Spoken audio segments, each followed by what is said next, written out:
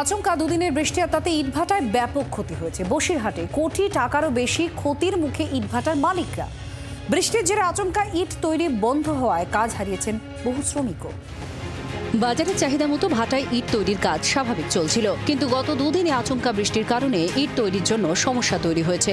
সময় মতো ইট তৈরি না হওয়ায় বড়সড় ক্ষতির মুখে পড়েছেন উত্তর 24 পরগনার বসিরহাটের ইট ভাটার মালিকরা। বসিরহাটের মহকুমা জুড়ে 100-র বেশি ইট ভাটা রয়েছে। সব মিলিয়ে প্রায় 10 কোটি টাকার ক্ষতি হয়েছে বলে জানিয়েছেন ইট ভাটার মালিকরা। কিছুদিন আগেই আমরা এই ভাটা শুরু করেছি এবং প্রোডাকশনও শুরু করেছি এবং চুল্লিতে আগুনও দিয়েছি, ইট পোড়ানোর কাজ শুরু হয়েছে।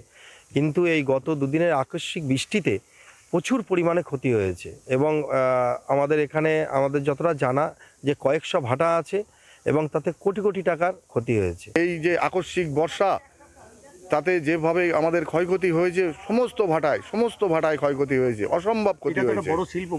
বসিরহাটের একমাত্র বড় শিল্প বলতে গেলে এই ইটভাটা শিল্প, এবং সাধারণ ছোটোখাটো গরিব মানুষ এই ইটভাটা শিল্পের ওপরে নির্ভর করে তারা রুজি রোজগার জীবিকা নির্বাহ করে। বসিরহাট মহকুমায় রুটি রোজগারের জন্য ইটভাটার উপর নির্ভর করেন প্রায় লক্ষাধিক মানুষ। ইট তৈরির কাজের সঙ্গে যুক্ত রয়েছেন হাজারেরও বেশি শ্রমিক। মালিকরা ক্ষতির সম্মুখীন হওয়ায় কোপ পড়েছে শ্রমিকদের কাজেও। বৃষ্টিতে আমাদের এই যে কাঁচামাল সব নষ্ট হয়ে গিয়েছে, আমরা কাজকর্ম সবাই বন্ধ। এখন আমাদের এই বাল বাচ্চা কী করে মানুষ করে খাওয়াবো, আমরা এই নিয়ে ব্যতিব্যস্ত। যেহেতু সরকার আমাদের দিক দিয়ে একটু যদি ভাবে তাহলে আমরা একটু উপকৃত হবো, এই আর কি। মালিকরা কি করছে? মালিকেরা কি করে? মালিকেরা তো এখন সরবরাহ, যেহেতু অনেক ক্ষয়ক্ষতি হয়ে গেছে, এই তা নিয়ে এখন মালিকেরা চিন্তা করছে যে কি করে এই ব্যবসাটা চালাবে, অনেকটা পয়সার ব্যাপার। আচমকা বৃষ্টির কারণে নষ্ট হয়েছে কাঁচা ইট।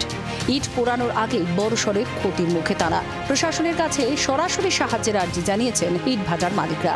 বসিরহাট থেকে বিমল বসুর রিপোর্ট, জি 24 ঘন্টা। বাংলার আওয়াজ, বাঙালির আবেগ, জি 24 ঘন্টা।